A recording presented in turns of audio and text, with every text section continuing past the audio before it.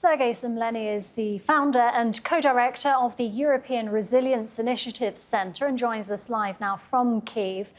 Sergej, thank you very much for your time. Now, these drone attacks, they appear to have ramped up from both sides, and that's despite recent talks in Istanbul. So what are we seeing here?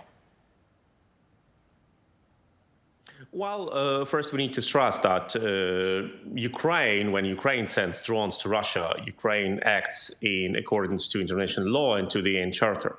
Ukraine is a country which has been attacked by Russia many years ago with the full-scale invasion in 2022, having made this invasion a total disaster.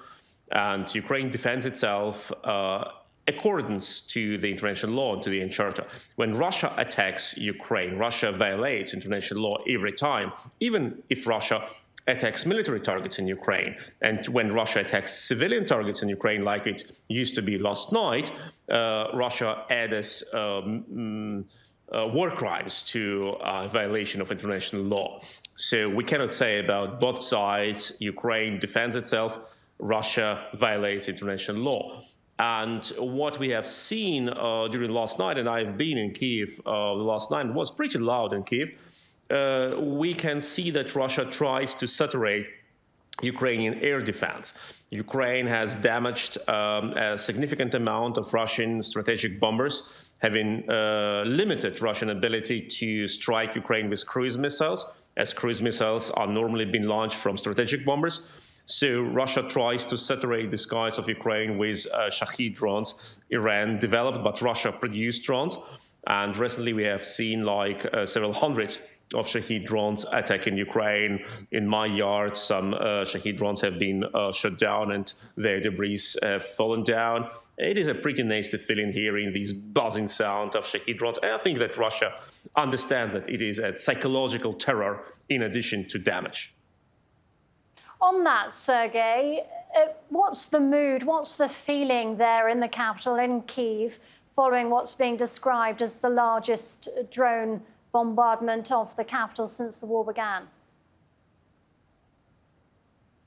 Well, mathematically and statistically, it is not significant. There have been 11 deaths in Kyiv, civilian deaths, which is a tragedy. It is 11 times tragedy and maybe 1,100 or 1,000 times tragedy when you calculate all people, all friends and all relatives of the killed ones.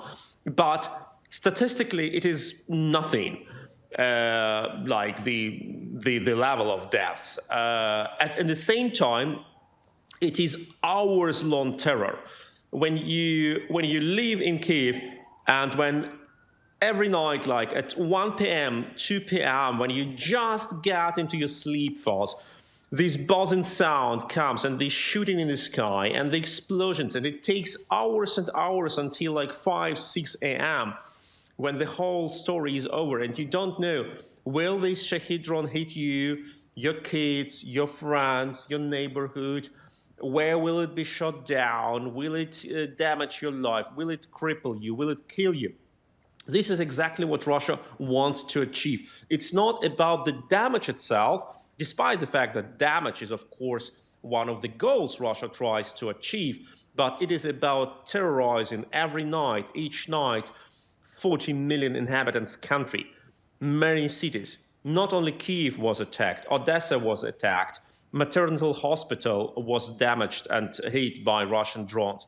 Russia also strikes Ukraine with ballistic missiles. And believe me, when you are in an apartment, in a house in Kyiv or in Odessa or whatever, and a ballistic missile being intercepted close to you, the whole house is shaken. And think what happens when ballistic missiles hits an area close to you. It's a pretty nasty feeling. And that is what Russia wants to achieve. Psychological terror to make Ukrainians believe that it is better to capitulate than to fight back. But that is, of course, a very wrong idea, because we know what happens in the territories which Russia controls, the terror and kidnapping and torturing.